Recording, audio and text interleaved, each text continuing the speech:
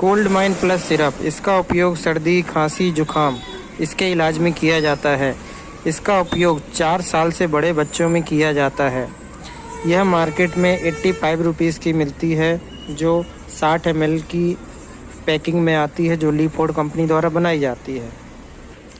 इसमें फेनेरामाइन hydrochloride, chlorpheniramine mallet और paracetamol दवाई पाई जाती है।